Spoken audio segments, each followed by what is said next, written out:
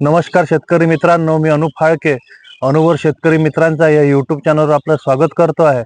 आणि एक विनंती करतो आहे की जे नवीन आहे त्यांनी लवकर लवकर चॅनलला सबस्क्राईब करा, व्हिडिओला लाईक करत चला आणि व्हिडिओला शेअर करत चला, जेणेकरून जे आपले नवीन मित्र आहे त्यांच्यापर्यंत सुद्धा माहिती पोहोचेल आणि त्यांना सुद्धा या माहितींचा फायदा होत राहील. तर शेतकरी मित्रांनो, आज आपण बघूया की जसं कुठलंही पीक असो किंवा कुठलंही झाड असो, फळांचं असो, भाजी वर्गीयांचं असो किंवा मिरची, टमाटे, वांगे, दोडकं, टरबूज, खरबूज जे पण आपण लावतो, अशी कुठलीही पिकं असो, तर जसं वातावरण बदलतं म्हणजे पावसाळ्याकडून जेव्हा आपण हिवाळ्याकडे जातो किंवा हिवाळ्याकडून उन्हाळ्याकडे जातो, तर झाडं आपल्याला हे ट्रेसमध्ये दिसतात. ट्रेसमध्ये म्हणजे जास्ती करून उन्हाळ्यात हा प्रकार जास्ती होतो.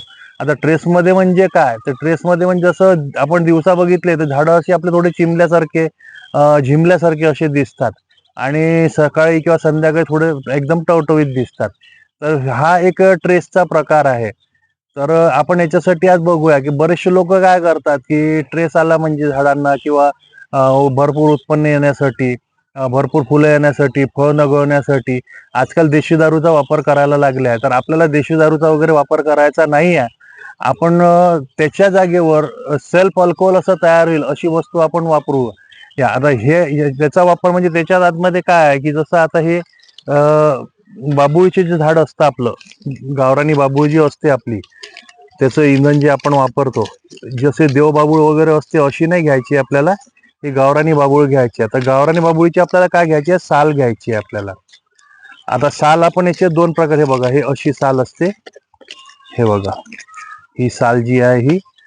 तर हे आपल्याला कशा प्रकारे साल घ्यायची आहे कोणतं, तर मी तुम्हाला सांगतो. तर एकतर तुम्ही जसे आपलं इंधन तोडून आपल्याजवळ असतं बाबुळीचं वगैरे, काही दिवसांनी त्याची आपल्यापाशी साला बाहेर पडतात अशा, तर त्या सुकलेल्या आपल्याला साला पाहिजे. किंवा बनेपर्यंत असं करू नका, जे इंधन असलं त्याचेच साला घ्या. पण त्याच्या व्यतिरिक्त पण जर तुम्हाला घ्यायची असेल तर तुम्ही बाबुळीची साल काढून तिला वाळून सुद्धा घेऊ शकता. पण बाबुळीची साल अशा प्रकारे काढा की झाडांना झाडं सुकणार नाही किंवा वाळणार नाही, आपले झाडं तसे हिरवे राहतील. म्हणजे पूर्ण प्रकारे एकदम साल काढू नका, थोड्या थोड्या प्रमाणात काढा. तर ही बाबुळीची साल आहे. तर आपल्याला याचे बाबुळीची साल आणि हा आपण गुळ घेतलेला आहे. बाबुळीची साल आणि गुळापासून आपल्याला औषध तयार करायचं आहे. आता ह्या औषधापासून काय होतं की जसं झाड ट्रेसमधून बाहेर निघतं, जसं चुरडा मुरडा रोग असला हा सुद्धा दूर होतो. चुरड्याचे प्रकार, कुठलेही चुरड्याचे प्रकार असले तर बाहेर काढण्यात, त्या झाडाला ट्रेसमधून काढण्यात मदत करते किंवा तो रोग काढण्यात मदत करते. त्याच्यानंतर जेव्हा फ्लॉवरिंग स्टेजवर जेव्हा आपण वापरतो तर भरपूर फुले येतात. आता भरपूर फुले आले, भरपूर फुले येतात आणि सोबत तुम्ही पाहाल की हे वापरल्यावर त्या ज्या पिकावर तुम्ही वापरल्या त्या पिकावर मधमाशांचं प्रमाण तुम्हाला दिसेल. आता मधमाशाचं प्रमाण दिसेल तर याचा फायदा काय? आता मधमाशा येऊन परागीकरण करतात, त्याच्यामुळे फ्लावर ड्रॉपिंग कमी होतं, म्हणजे फुल गळणं कमी होतं. फुल गळणं कमी झालं की आपोआप फळं जास्ती धरतील आणि फळं जास्ती धरल्यावर फळाची साईज चांगली होते आणि त्याच्यानंतर फळातला चमक येते. त्याच्यानंतर जेव्हा तुम्हाला फळं काढायची आहे किंवा तुम्हाला म्हणजे समजून घ्या हार्वेस्टिंग, कुठल्याही पिकाचं हार्वेस्टिंग, जेव्हा कुठलंही पीक आपल्याला काढायचं आहे तर त्याच्या 15 दिवस अगोदर जर तुम्ही घेतलं याचा फवारा, तर जसे फळांवर स्कॉर्चिंग असते उन्हाळ्याची, जसं ते येणार नाही. त्याच्यानंतर फळं टवटवीत दिसतील, चमकदार दिसतील. आणि अजून एक फायदा म्हणजे असा की कुठल्याही पिकावर आपण जेव्हा वापरतो तर त्याच्या पानांची जाडी हे वाढवण्याचं काम करते. पानांची जाडी वाढल्यामुळे काय होतं की त्याच्यावर रोगप्रतिकारक शक्ती वाढते आणि रोग कमी येतात. त्याच्या व्यतिरिक्त जसं भाजीपाला वर्गीय, जसं पालक झालं, कोथिंबीर झाली, चवळीची भाजी झाली जी असते, अशा प्रकारची जे पण मेथी झाली, अशा प्रकारचे याच्यावर जर तुम्ही वापरलं तर त्याची सुद्धा पानांची जाडी वाढते. जाडी वाढली की त्याचं वजन नक्कीच वाढते. आणि जे लोक असे देशी दारू वगैरे हे ते दुसऱ्या प्रकारच्या अल्कोहोल वगैरे वापरतात, हे कसे हार्मफुल असतात. हार्मफुल म्हणजे कसं की ते पिकांना नुकसान देऊ शकते. पण हे जे आपण तयार करून राहिलो आहे याच्यापासून पिकांना कुठलंच नुकसान नाही आहे. तर हे ऑर्गॅनिक असल्यामुळे याचा तुम्हाला फायदाच होईल. तर आता आपण हे बघूया की कसं तयार करायचं आणि कसं वापरायचं.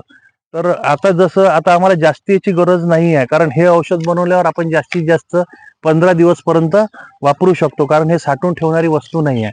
तर आपण जवळपास 250 ग्राम, एक पाव हे बाबुळीची साल घेतलेली आहे. तर आपल्याला काय करायचं आहे, एका प्लॅस्टिकच्या ह्याच्यात किंवा एखाद्या प्लॅस्टिकच्या ह्याच्यात किंवा म्हणा, हे बघा एकदम सुकलेली आहे बिलकुल, एखाद्या प्लॅस्टिकच्या ह्याच्यात म्हणा किंवा एखाद्या जो माठ असतो आपला जो जुना माठ जो असतो तो आपल्याला वापरायचा.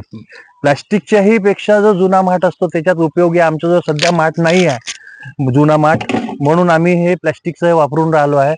असा माठ घ्यायचा आपल्याला की ज्याच्यात पाणी गळणार नाही, म्हणजे जेणेकरून आपण जे तयार करू पाणी जाणार नाही. किंवा तुम्ही ते माठ जो असतो त्याला जसं सिमेंट असतं, पांढरं सिमेंट वगैरे येतं बिर्ला व्हाईट सारखं, ते मारलं तरी चालेल. किंवा तुमचा जो उरलेला शिल्लक असलेला ऑइल पेंट जरी असला तो मारला तरी तुम्ही त्याला चालेल, जेणेकरून तुमचं पाणी गळणार नाही.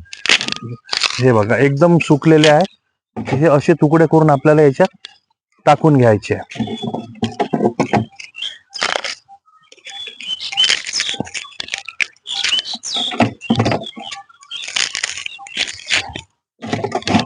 हे जवळपास आम्ही 250 ग्राम म्हणजे 1 पाव घेतलेले आहे. कारण तुम्हाला जास्ती तयार करायचं आहे तर तुम्ही जास्ती सुद्धा तयार करू शकता. तर आम्हाला जास्तीचं काम नाही आहे सध्या, म्हणून आम्ही 1 पाव घेतलेला आहे. आता हे याच्यात घेतल्यावर जवळपास आपण याच्यात थोडं पाणी टाकू, 2 लिटर.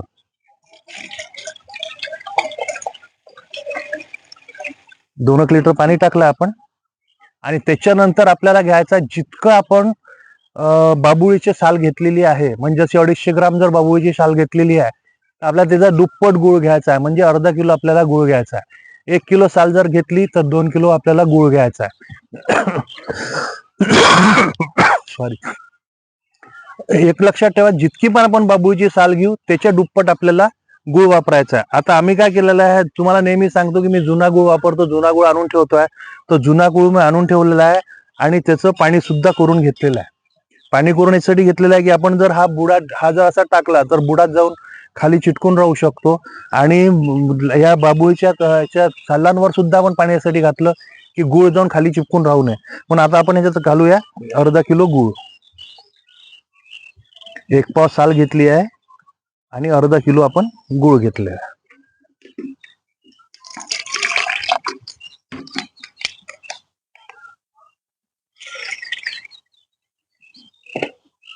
आता समजा तुम्ही माठ घेतला आहे तर तो हे सगळं टाकल्यावर आपल्याला पाऊण माठ भरून ठेवायचा आहे, असं एकदम फुल माठ भरून ठेवायचा नाही आहे. जसा आता आम्ही हा डब्बा घेतलेला आहे तर याच्यात आम्ही आता हे याच्यात बुडालेलं आहे, हे बिलकुल असं ह्याचे जे साला आहे ते बुडालेले आहे. बुडेपर्यंत घ्या आणि एकदम फुल करू नका, म्हणजे जेवढं तुमचं साल घेतल्या त्या हिशोबाने तुम्ही पात्र घेऊ शकता, माठ म्हणा किंवा तुम्ही प्लॅस्टिकचा डब्बा म्हणा, लोखंडाचा घेऊ नका. आता याला काय करायचं आहे की हे तयार कसं होईल आपल्याला, आता उन्हाळ्याच्या दिवसात हे 4 ते 5 दिवसातच तयार होऊन जातं. उन्हाळ्याच्या दिवसात 4 ते 5 दिवसात तयार होतं आणि हिवाळा जर असला तर 7 ते 10 दिवस आपल्याला लागतात. आणि सगळ्यात महत्वाची याची ओळख म्हणजे तयार कसं झालेलं आहे. एकतर याचा फेस येतो आणि तो फेस आपल्या खाली बसला पाहिजे, फेस आल्यावर आपल्या खाली बसला पाहिजे म्हणजे तयार झालं. आणि दुसरा इतका सुंदर सुगंध याचा सुटतो की बरेच दूरपर्यंत याचा सुगंध येतो आणि तेव्हा आपल्याला समजून जायचं की हे तयार झालेलं आहे.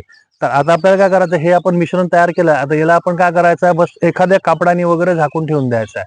कापडाने झाकून म्हणजे यासाठी की कापड म्हणा किंवा एखादं तुमचं टोपलं वगैरे असेल त्याने झाकून ठेवा, पण एअरटाईट करू नका. फक्त याच्यासाठीच झाकायचं आपल्याला की याच्यात काडी कचरा दुसरा पडू नये म्हणून. हा, आता आपल्याला वापरायचं कसं आहे तयार झाल्यावर, तर 1 लिटर पाण्याला 10 मिली म्हणजे 15 लिटर पंपाला आपल्याला 150 मिली हे वापरायचं आहे.